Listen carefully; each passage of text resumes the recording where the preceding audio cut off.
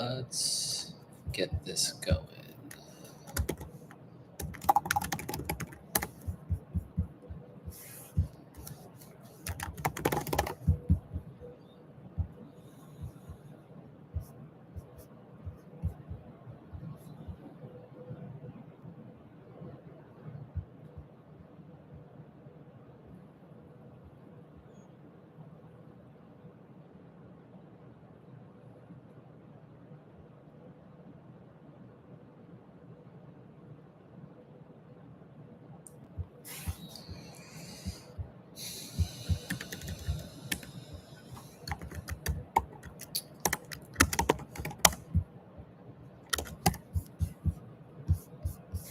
Ah.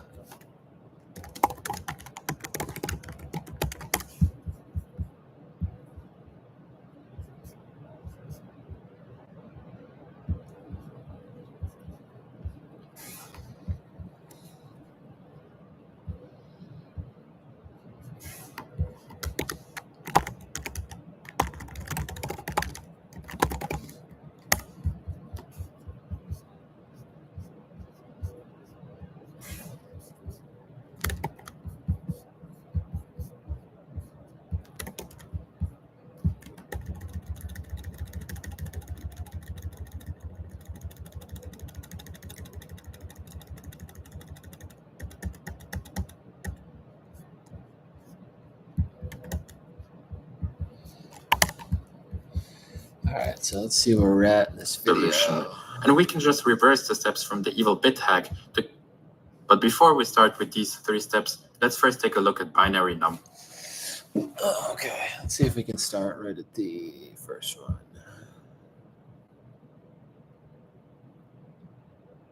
Oh yeah, right here.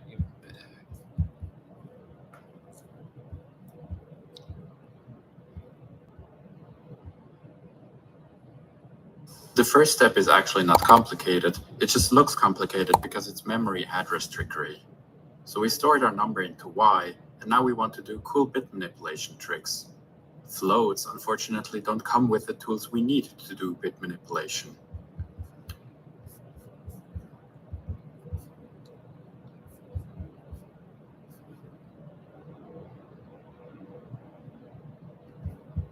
The reason you cannot do bit manipulation Basically at this step right here on floats is that they were never designed to do so.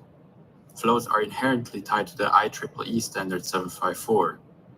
Longs, on the other hand, were designed to do bit manipulation on them. For example, here's one trick. Bit shifting a long to the left doubles it.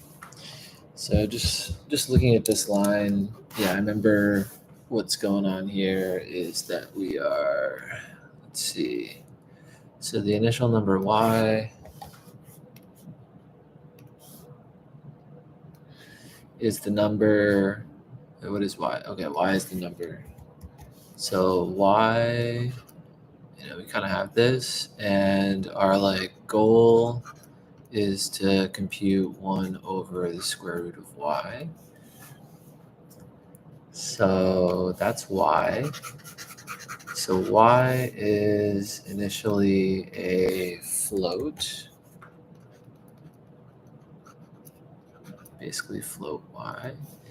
But we want to basically do some bit manipulation on Y. So we want to get it into basically a long Y so we can manipulate it. But you can't kind of directly cast this. Yeah. Anyway, you have float Y, those are some bits, and you just want to convert it to a long and just keep the same number of bits. So yeah, you basically got Y. I guess it's kind of like this. You've got the address of Y, and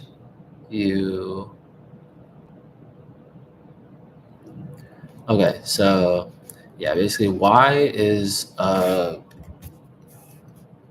is a float, And then the address of y is a pointer to a float. And so if you take this thing and you typecast it to long pointer,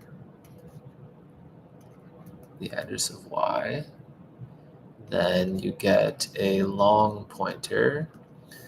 So it's basically like, yeah, so this thing is a float pointer pointing to a float.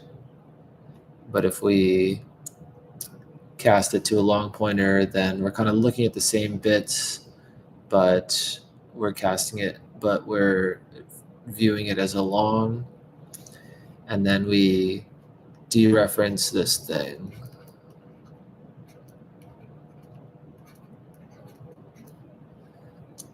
And this will give us a long.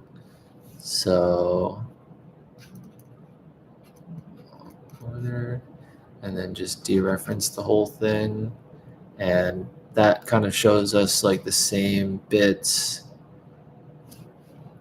I don't know, it's almost kind of made a little bit more sense if you kind of view y as like a string of bits like this.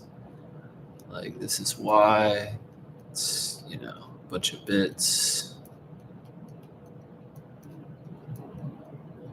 like this. So yeah, the address of y was kind of like the starting point of this thing. And that is of type, yeah, that's a float pointer. But if you cast that to a long pointer, then it's a long pointer. And then I guess you want to get like the value of it back and like save that into I. So I guess that's all we're doing there. We're not changing any values. We're not doing anything. We're just basically getting a reference. I guess we're just getting like the value of these bits, and we'll be able to reference that value as I guess.